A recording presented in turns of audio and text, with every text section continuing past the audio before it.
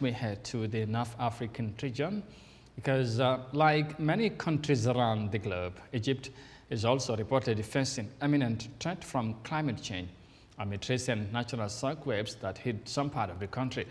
The affected people are raising concerns as authorities are also initiating measures to address the climate change related issues.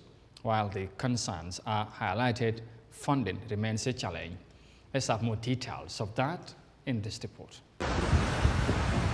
Online footage of powerful unseasonal storms followed by 2 minor earthquakes in the coastal city of Alexandria have sent shockwaves around the country. There are several climate-related threats. First is the sinking or flooding of several coastal cities in Egypt because of higher sea levels, which lead to erosion of land.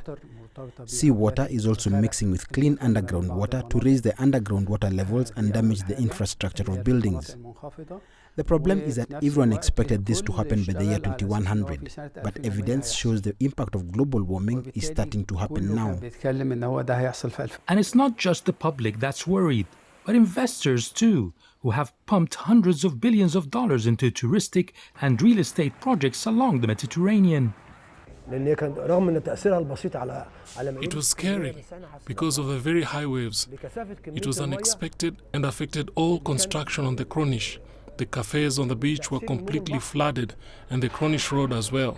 The most vulnerable are the old buildings in Alexandria, which need a lot of maintenance.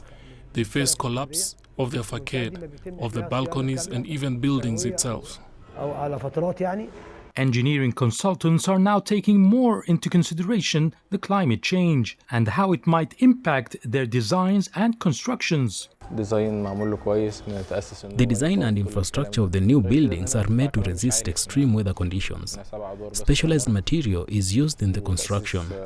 The height of buildings on the Alexandria coast are lower than before. Extensive studies are made to ensure the location is safe on the long term.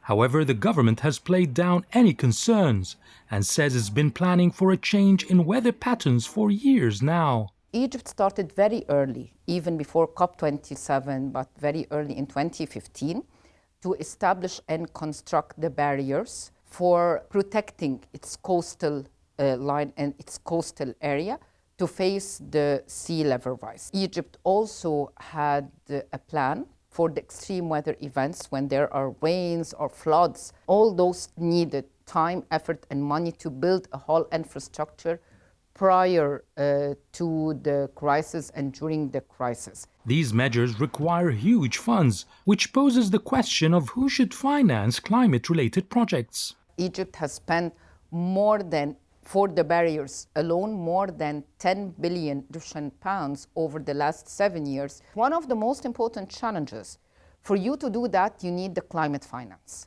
And as we all know, the very historic story of developed countries should provide the finance, developing countries should take the finance is not sufficient. Shall it go to mitigation or adaptation? For now, though, officials have made it clear they're taking necessary measures to protect coastal cities from the growing impact of climate change.